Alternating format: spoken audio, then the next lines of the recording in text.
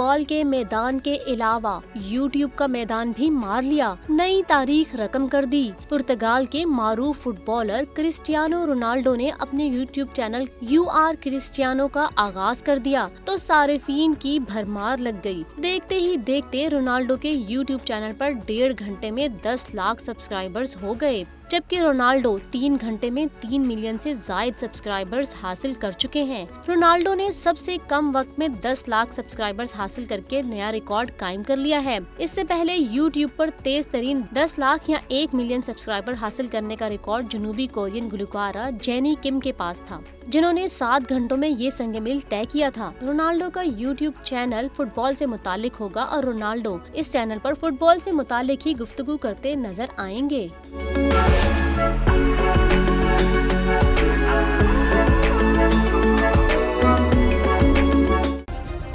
Subscribe करें और bell दबाएं ताकि कोई खबर रह न जाए।